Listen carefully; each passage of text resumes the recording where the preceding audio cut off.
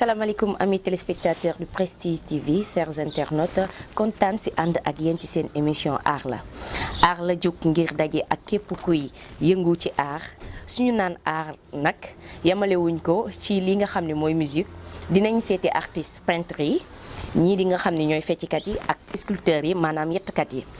aar nag dañ koy def ci ni mu gën a yaatoo tey nag maa ngi invité ndaanaan bu mag boo xam ne kenn bàyyi dañ koy bàyyi xel fi nga xam ne mooy diwaanu Thiès ak diwaanu àdduna wërngal këpp muy ki nga xam ne mooy Baye Ly Baye Ly nag banaa moo présenté wu dañuy lire li nga xam ne mooy biographie am pour ñi nga xam ne ñooy seetaan ak ñi koy déglu mën a am aperçu ci moom ñu lire li nga xam ne mooy biographie Baye Ly. Baye Ly de son vrai nom Pape Adama Ly dit Baye est né avec un pinceau à la main. L'homme a une créativité débordante. Il a la capacité de transformer tout ce qui tombe entre ses mains en œuvre d'art. Issu d'une famille artiste, il a été très tôt initié à l'art par son père, Monsieur Samba Ly. Ce dernier est précurseur du concept atelier-galerie Kër Samba, espace dans lequel l'artiste travaille et expose ses réalisations. Kër Samba est aussi un concept révolutionnaire pour pallier les problèmes d'accès à des espaces d'expression auxquels sont confrontés les artistes vivant à l'intérieur du pays. Mais aussi, par ricochet, un moyen d'échapper au diktat des galeries. Kër Samba, secrétaire de deux autres espaces qui font la fierté de la ville de Thiès. L'atelier Galerie Les Aquarelles de Thiès et les ateliers Baye Ly. Grâce à son talent et à sa grande renommée artiste, Baye a sillonné l'Europe et ses œuvres sont connues aux quatre coins du globe. Mais il est toujours resté vivre au Sénégal car pour lui le retour au pays natal reste une exigence vitale pour sa vie d'artiste. Baye lu ma bàyyi ci biographie bi. man na sëkk kontaan naa à part que di leen remercier seen présence sama atelier parce que umpule leen ñu artiste thiessois yi suñu jooyul weet ñu mel ni yéen la parce que Thiès dafa nekk dëkk boo xam ne ville culturelle la. et avantage am mooy sorewul Dakar moo tax artistes yu bari di préférer di dëkk Dakar parce que sorewul mais ñun dañu opté toog fii mais yéen gis nañ liggéey bi ngeen ciy def ba dooleel ñu vraiment maa ngi lay remercier. D'accord donte ni lire naa ko ci li nga xam ne mooy biographie bi dama bëggoon xam parce que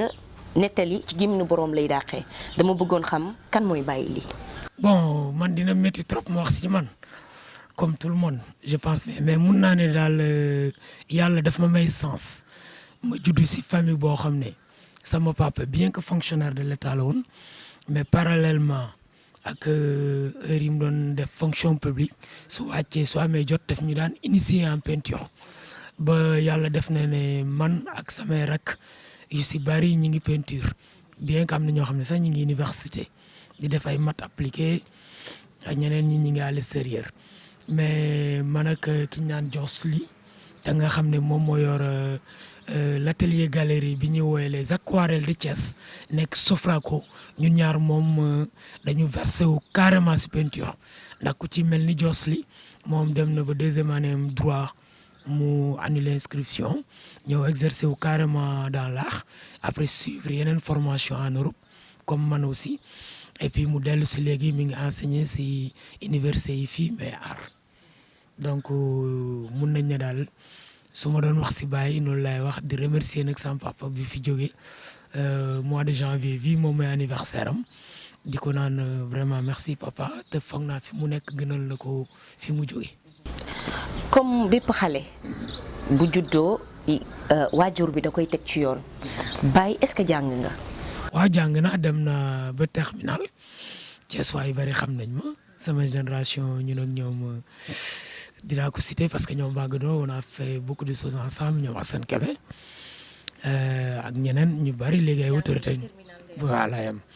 après bac bi moom versé wu carrément ci peinture. mbaadu métier bi nga opté moo yàq sa jàng. waaw du ma ne moo yàq sama jàng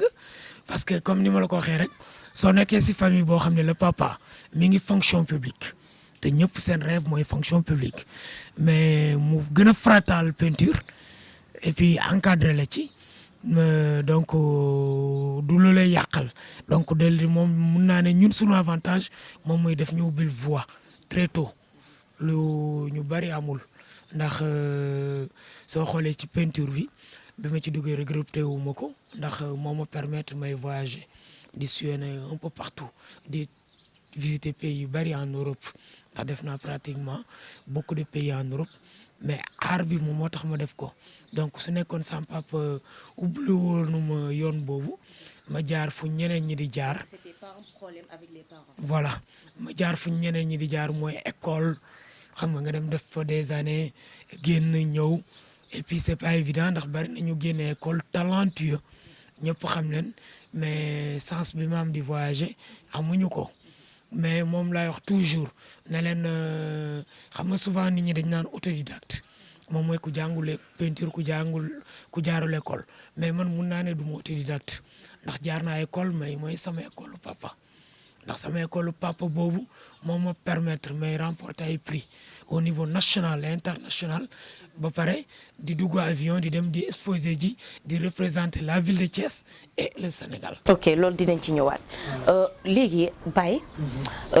pourquoi vous avez choisi ce métier. waaw moom laa lay wax influence papa bi am na ci bi mu ñëwee amour bi aussi am ci ba pare amour boobu mun naa ne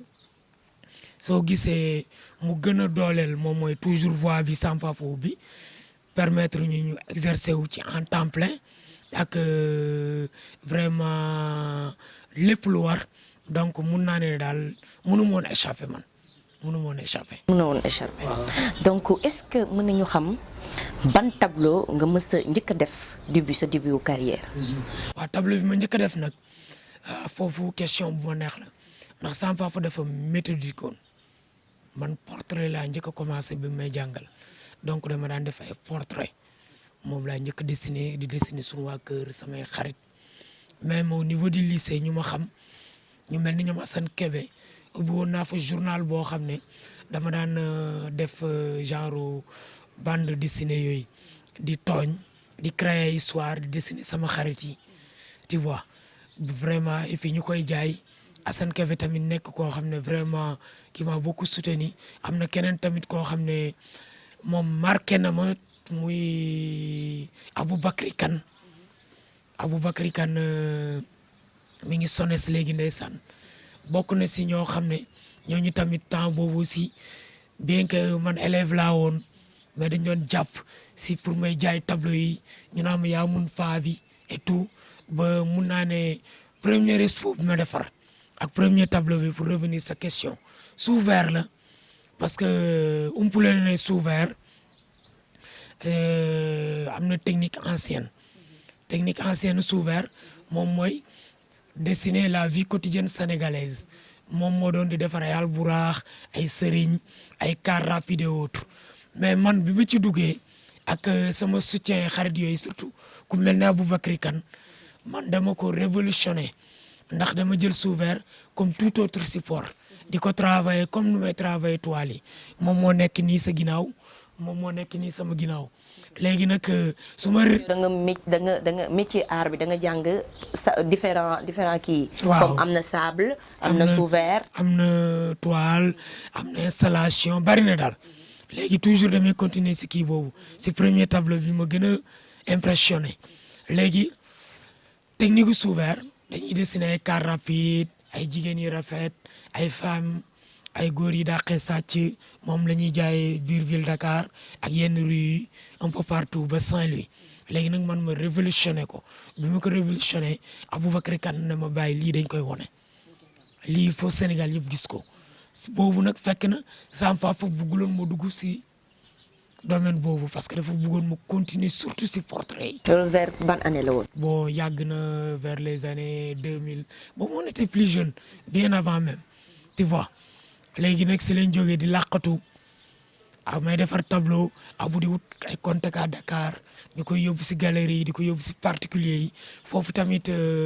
dinaa remercier Mimi Kane di remercier famille Kane boobu moom jëkkëram moo doon Cheikh Amadou Kane que bind aventure ambiguë. yooyu yëpp dinañ ci ñëw. indil ma tableau bi depuis kañ nga ko def parce que sama temps il faut que man li ma indi mu jeex. yow li nga indi man du ma bëgg mu jeex. donc lijjantil ma tableau boobu. nan la dikkee woon durant bi nga ko defaree ak temps boobu noonu lan nga ci sentiroon parce que première liggéey bu réussir moom. donc nit ki li muy yëg war na bari. waaw xam nga tableau boobu comme li ma la wax rek dama jël verre bi ne sama papa yi fi njëkk a jaar yi defar sous verre vraiment seen liggéey mucc na ay rafet na kenn laam-laamewu ko mais man en tant que jeune su ma ñëwee dinaa indi tuuti sama wàll si liggéey bi léegi ma jël verre bi travailler ko comme su ma yoroon toile comme su ma yoroon contreplaqué comme su ma yoroon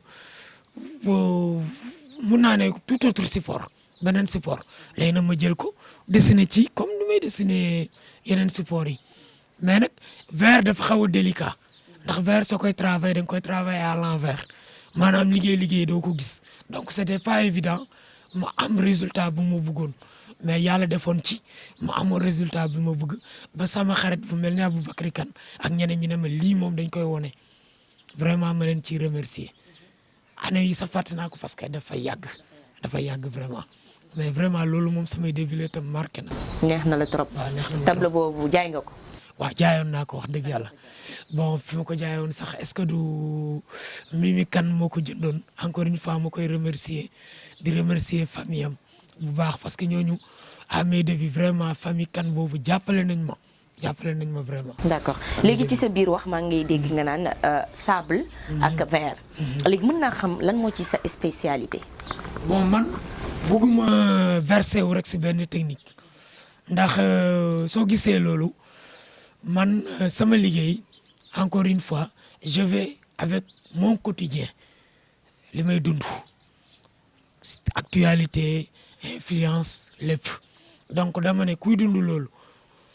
ba crise bi ñëw parce que ñun génération crise bi lañ crise mondiale léegi donc du ma limité wu rek si benn technique donc pour faire face à cette crise donc il faut ma jël support yëpp.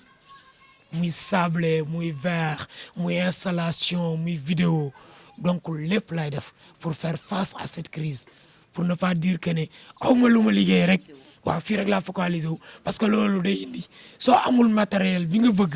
doo liggéey donc il faut nga am matériel bi nga bëgg pour nga mun a liggéey te loolu soo focaliser wu si benn matériel rek. doo ko am moo tax man bëgg ma focaliser wu si benn. yaa ngi fépp. ci aar daal yaa ngi fépp. maa ngi fépp. léegi ñaata tableau nga mën a jaay par at ma question peut être reformulée comme suit ndax yaa ngi dund ci sa aar. waaw man moom wax dëgg yàlla métti na guddi yi ñu toll ndax Covid bi mais maa ngi dund sama aar ndax lu lay permettre ngay tukki. nga xam ne moo lay jëndal billet d'avion moom moo lay jox say frais d'hôtel ba di la jox per diem yaa ngi ciy dund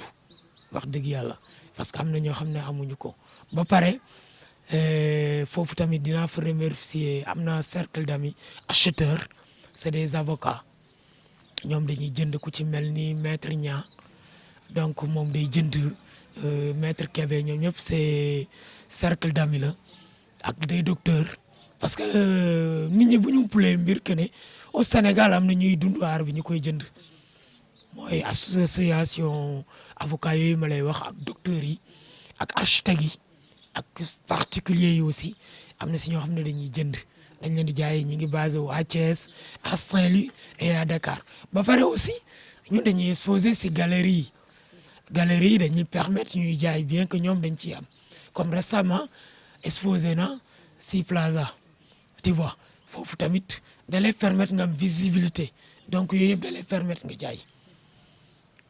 donc mun naa ne maa ngi ciy dund waaw mais Covid bi nag affecté nañu bu baax. affecté na ñëpp. waaw du aar rek. waaw affecté nañu bu baax. gis nañu ci sa ay œuvre nga defar ay bouteilles yoo xam ne yaa ngi ko tuddee pour les journalistes en danger métier à risque à nos jours lan ngay wax foofu. waaw foofu xam nga comme ni ma la waxee woon man damay suivre le quotidien te quotidien bi soo bëggee liggéey en tant qu'artiste da ngay dem vers l'information te information bi journalistes yi ñoo ma koy jox ñu mel ni yéen ñoo may permettre may liggéey mais en 2007 dañu noté woon d'après l'association des fédérations journalistes basées à Londres ñoom dañuy saytu liggéey journaliste ak seen condition de vie ñoom noté woon nañ ne que année 2007 dafa nekkoon année bu macabre bu métti depuis année boobu amatuñu année bu mel noonu te yàlla na yeex ñu noté woon ci 171 journalistes yi ñu rayoon à travers le monde 134 yi par mort violente 37 yi des par accident léegi man bu ma jógee di ci liggéey dama ko lancé woon à travers le net ñu bari dimbali ma ci ñoo xam ne sax xaw ma leen ay internaute ñu yónnee ma ay article journalistes yooyu fi ñu daanu ñi mu concerné léegi man ni ma koy liggéeyee ma ne léegi damay jël ay bouteilles journaliste bu nekk article bi la concerné ma marouflé ko si bouteille bi donc ma collé ko si bouteille bi teg ko mu taxaw pour wax nit ñi ñii dañoo demoon informer ñu mais ñi ngi fi ba léegi mënoon naa ko dessiner si tableau comme yeneen tableau yi mais dama ne déedéet comme ñoom. benn kenn ku ci nekk da nga ko defal propre bouteille mu taxaw donc 171 yi taxaw man noonu rek laa leen mënoon rendre hommage. donc mu nekkoon loo xam ne vraiment liggéey la boo xam ne ñu bari jàppale moom waaw publier naa ko ba pare voyagé naa ci aussi waaw voyagé naa ci aussi donc pour te dire ne liggéey bu sérieux rek bu nit ki saytu te amul laam-laamee amul hasard mun na fay waaw mun na fay te liggéey boobu fayoon na parce que liggéey boobu lu tax sax mu fayoon ndax dafa dajewoon na ko si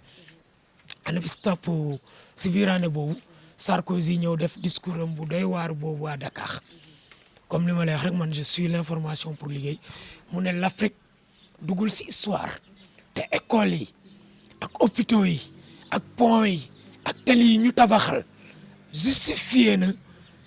colonisation malheureusement Sarko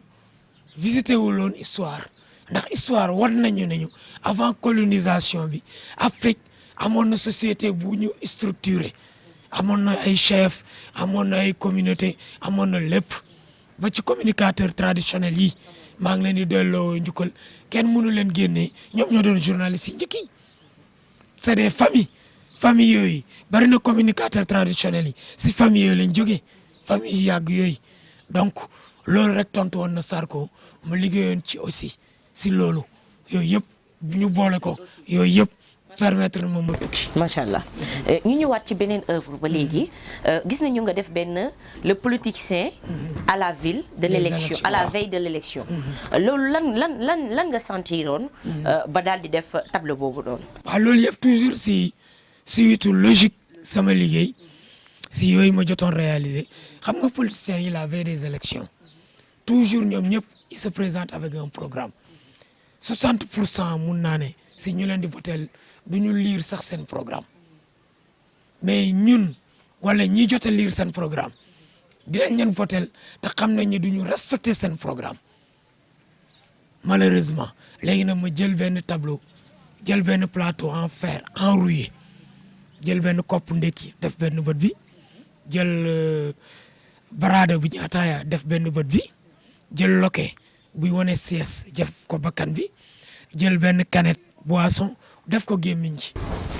pourquoi koppu ndekki bi. waaw koppu ndekki bi yooyu yëpp ensemble yooyu ma la wax day wane ne ñoom la veille des élections programme bi man noonu laa ko symboliser ndekki naan ataaya sies naan boisson. tëj kànnaar bi. waaw moom mooy sies ubbi buntu bi tëj na bu leen ma déranger de seen papa day nelaw. cela veut dire loolu daal nga jëlee. voilà noonu laa ko jëlee seen programme man noonu laa ko symboliser dama def parallélisme donc ñoom noonu la ñuy présenté woo le tout sur un plateau enrouillé plateau bi soo ko caressé da ngay am tétanos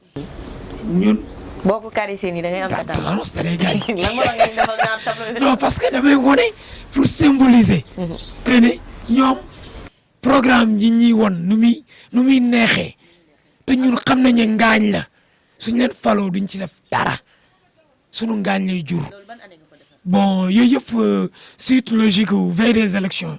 yu diggante Macky Sall ak Ablaye Wade laa ko def réewoon. ani tableau boobu. tableau boobu mi ngi fi. mi ngi fi mi ngi fi après dinaa leen ko présenté. publié nga ko. waaw publié naa ko. yooyu yëpp vraiment. nekk na loo xam ne marqué na sama liggéey te jur na lu bari pour sama liggéey. pour nga bañ a bouger aussi. gis nañu fii sa ginnaaw benn tableau. mën nga ñu expliquer nii rek parce que ñu ngi gis benn dame.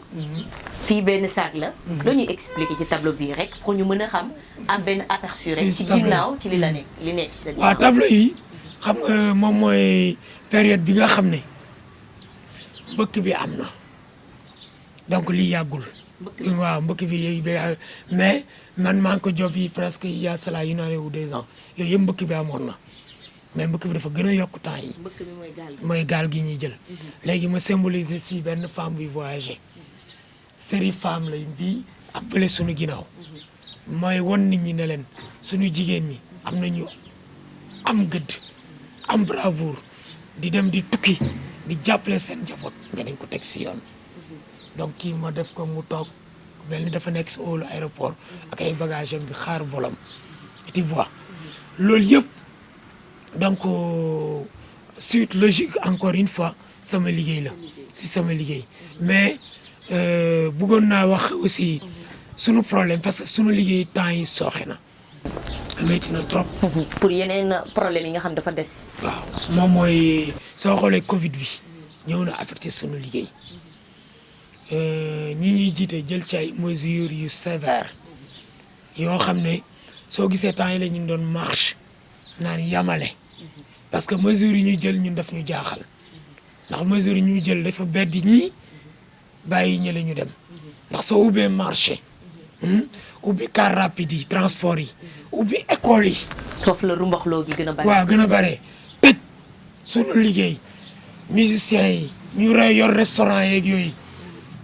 loolu ñun pour ñun dafa am beddi parce que ñun kenn umpalewul ne maladie bi mu fa duggee ñun artistes plasticiens yi musiciens yi dañuy jóg ñii di woy gestes barrières yi ñun ñuy dessiner gestes barrières yi pour di sensibiliser nit ñi. am nga yow defar ci koñ yi sax. ci dëkk yi avec nos propres moyens ba pare am ñu ñëw jàppale ñu si. par exemple dama lay jox une idée ku mel ni Sams Prestige. ak son manager son directeur Baye Serigne nga dem Palais des Arts ku mel ni Toto son directeur son manager ñooñu ku ci nekk en temps plein dinañu employé 150 personnes soo ko waxee dina jaaxal nit ñi mais 150 personnes yi ma lay wax yu bokk la ñu fay liggéey laa lay wax. mooy ñu fay liggéey moom mooy ñu fay ñëw di jouer ak seen groupe chaque soirée suñu paree loolu la ñuy yóbbu dem suturlawu si buntu boîte yi si buntu restaurant yooyu am na ñu fay jaay nit ñi ñëw foofu amaana ne mënuñu jënd li ci boîte yi dañuy jënd foofu loolu mooy économie guddi virus bi encore une fois du dox donc ñun gisuñu utilité couvre-feu bi mais nit ñee koy doxloo man maa koy am ñëw si yow dem ci sa caméraman bi seeti sama papa wala sama yaay loolu mooy yóbbu virus bi te bëccëg la gën a am. ci rumbaxloo bi restaurant yi distanciation sociale yi si biir restaurant yi la gën a mun a am munul am marché munul am si marché yi. te restaurant sax mën nañoo def benn mètre rek nit ñi. Baye Serigne mun na ko def Toto mun na ko def. keneen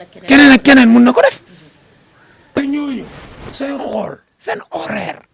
ëppul 6 heures de temps. horaire u Baye Serigne pour 6 heures de temps horaire u Toto pour 6 heures de temps te nag sunu autorité yi nañu xam ne ñooñu li ñuy dundal dafa bari suñu demoon waxtaan ak ñoom ba ñu wax leen li fay jaar lu fay suturlawu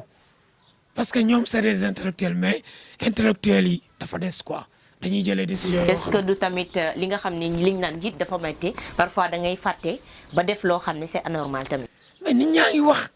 ñun ñi ngi wax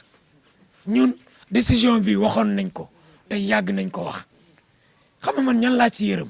ah sunu mbokku homme de tenue yi sunu ay frère lañ sunu ay rakk lañ sunu ay papa lañ sunu ay doom lañ kenn umpule wu la ne police bu Sénégal police bu mucc ayib la royukaay la si sous-région bi ak un peu partout foofu tamit dinaa fa ñaan sunu mbokku jeunes yi ñu respecté li autorités yi wax ndax policiers yi suñ sañoon dem tëddi nelaw mais seen liggéey rek la ñuy def ndax ñun am nañ ci ay xarit te police bu civilisé la ñu yor ki leen jiite di monsieur Sy ku bugg aar la ñun xam nañ ko Toto xam na ko ku bugg aar la ku bugg artiste yi la mais nag décision su amee dëkk dafa am loi dafa am yoon nañ ko respecté ñun si ñu gën a impacté lañ ñun les artistes donc samay profité si antenne bi ñaan suñu mbokk jeunes yi ñu bàyyi pono yi ñuy taal respecté décision yi te xam ne métti na ci ñëpp mais encore une fois ñuy ñaan suñu autorité yi ñu dimbale ñu kane virus bi du dox virus bi du jóg guddi nit ñi ñoo koy yóbbu sunu mbokk santé yi ñoom tamit dañu ciy profité di leen delloo njukkal ndax umpale woon def nañ ci liggéey bu mucc ayib ba ñëpp di ko wéy si monde bi donc encore une fois nañ ñu bàyyi ñu vaquer à nos occupations soxla nañu ñu ubbi boîte yeeg yooyu virus bi nit ñee koy yóbbu nañu bàyyi chef d'entreprise yi ñu ubbi ko parce que dafa may chef d'entreprise yoo xam ne guddi la ñuy liggéey di ci dundal ay nit ñi di si suturle wu. dëgg la yaa ngi ñaxtuwaale. waaw wuyu ma keroog ci seen marche bi lan ngeen ci jëlee. waaw sunu marche bi dégg nañu nee nañ ñu dañuy jox subvention 2 milliards et quelques mais loolu am na lu ko gën 2 milliards et quelques yooyu ñu defoon ko si mutuelle de santé yi moo gën te ubbi encore une fois bàyyi chef d'entreprise yooyu ma lay wax ñuy liggéey guddi seen horaire journée bee ko ëpp te virus bi nit ñee koy yóbbu te ñi koy yóbbu bëccëg bi la ñu ëpp li ñuy dox te distanciation sociale si biir boîte yi ak restaurant yi la gën a mun a appliqué wu. da nga naan ci restaurant yi. waaw mun nañ ko ci appliqué ak yëpp mun nañ ko ci appliqué. si mun nañ ko ci appliqué. da ngay jël nombre limite da nga koy limité yow da ngay taasaaleel tonto. non ba pare boîte yooyu ma lay wax. encore une fois ñaata nit la ñuy liggéeyal bañ si suturlawu nañu tenir compte ci loolu subvention bi. Macky Sall ñu ngi lay remercier 2 milliards yi kontaan nañ ci lool mais jarul nga koy séddale jox ko sunu mutuelle de santé yi sunu njaboot yëpp dugg ci. dinaa pare yaa ngi ak sa 1 million nag. waaw bañuñu ko mais am na lu ko gën. ñu lever couvre-feu bi ñu dimbale sunu mbokk policiers yi police bu civilisé la ñu am police bu mucc ayib la ñu am ñu dem am na yeneen liggéey yu ñu mën a def ñu ngi leen di sonal ñu dimbale ñu. loolu rek lañ leen di ñaan. macha allah loolu am na solo. voilà Baily après corona fan lañ la war a mën a dégg parce que bu yàggul dara déggoon nañ sa benn exposition bi nga defoon foofu ci Sea Plaza.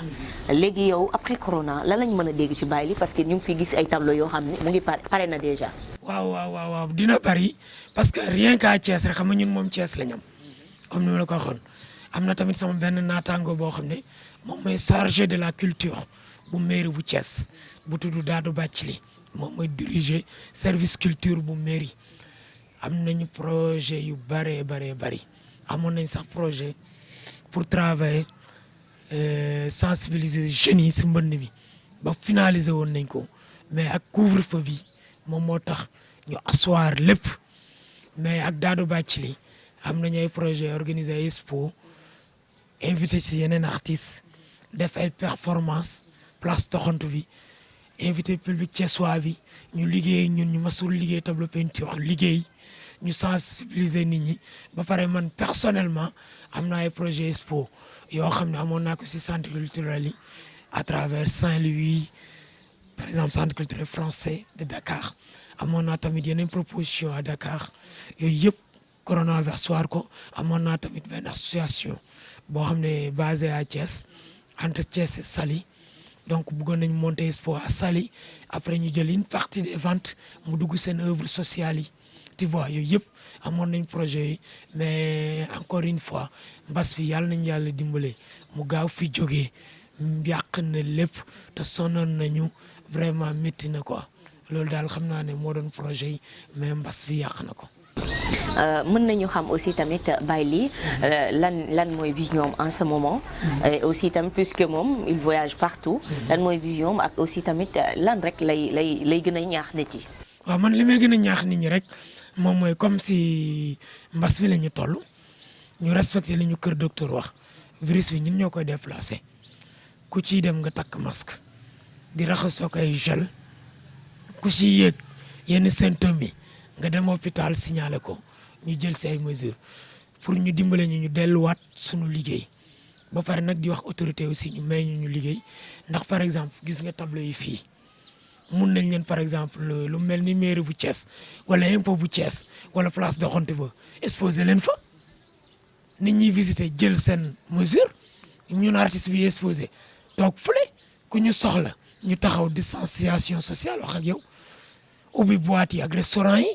musiciens yi di wéy parce que foofu tamit fàtte woon naa delloo njukkal Jang Sala c'est un musicien très talentueux boo xam ne da doon jouer fii si restaurant de la place bu ñëpp xam du mu ko wax ndax publicité vendredi samedi dimanche di ci suturlawu ñooñu xanaa xamoo ñooñu ñoo gën a impacté que nos ténors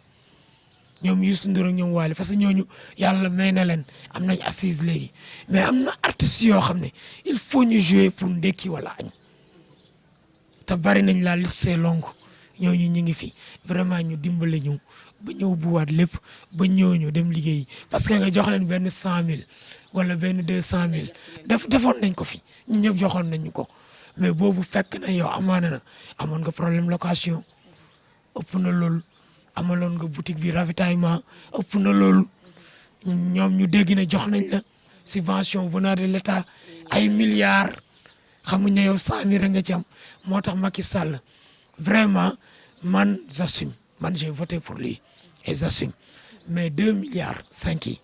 franchement na ko dugal suñu mutuelle de santé ba nga xam ne ku mel ni man su feebaree wala samay njaboot ma mun a am lu ma domp tuuti yokk ci mu faju te ubbi bàyyi ñu dem liggéey loolu daal laa leen di ñaan vraiment. déedéet bàyyi la nga wax sa dernier mot. sama dernier mot daal moom mooy maa ngi remercier sama mbokk communicateur traditionnel yi ndax ñu am njëriñ la si société bi soo gisee ni ñu amee doole nii si télé yi day jaaxal ñu bari parce que ñooñu dañu bokk suñu cosaan suñu caada ma wax naa la ko sànq ba may tontu discours Sarkozy bi man dama ko ci boole parce que ñoom ñoo doon journaliste yi parce que ñun amuñu passé bind ñun suñu société passé oral la am donc communicateur traditionnel dañ ci amoon pàcc moo tax soo gisee communicateur traditionnel yi léegi toujours si famille yu ko géré woon la ñuy jógee ñoom nag yàgg nañoo wax ne kuy dóor moo mun kuy wax lu bon seen njiit Doumbia mun naa ne si ñuy dóore la bokk ndax créer ni structure boo xam ne day employé nit ba man mi artiste ma ñemee toog Thiès ndax xam naa ne dina am visibilité à travers le monde ndax ñëpp leen di seetaan su ngeen fi invité woon ay politiciens yu bokkul parti saaga yi wala dóorante yi su ngeen moytuwul dina jóg waaw merci encore une fois. si sa li ma dalal sa plateau. merci beaucoup merci. Ça a été une réel plaisir ma jàkkaarloo ak yow. et aussi tamit di la wax ne la métier bu noble ngay def métier boo xam ne c'est pas permis à tout le monde te yàlla mayu ko ñëpp et di la remercier bu baax a baax a baax. merci beaucoup téléspectateur u Prestige TV lii laa leen indiloon ci seen émission aar la juk di seeti képp koo xam ne rek yaa ngi doxantu wala di liggéey ci li nga xam ne mooy aar du tey dama ñëwoon ci ki nga xam ne tey ji mooy Baye Ly muy def li nga xam ne mooy peintre tableau bu nekk gis ngeen ko fi te waxtaanee nañ fi tamit loo xam ne yaakaar nañ ni dina am lu mu leen jox et aussi tamit jëlee ngeen ci dara. génnoon fi nga xam ni sañse bi ci laa génne Moussa dama bëgg nga jël ma kaw ba ci suuf tey Fara moom moo fi génnee macha allah Faram création nekk foofu nga xam ne mooy côté Cité Pilo macha allah boo ñëwee ba ci école bi rek boo ko woowee ci 77 269 49 50 Fara moo ma génnee fii Fara lépp luy création lay def macha allah tey moo ma génnee fii te mën na maa génnee feneen suba. boo leen ko bëggee jot rek da ngeen koy woo ci 77 269 49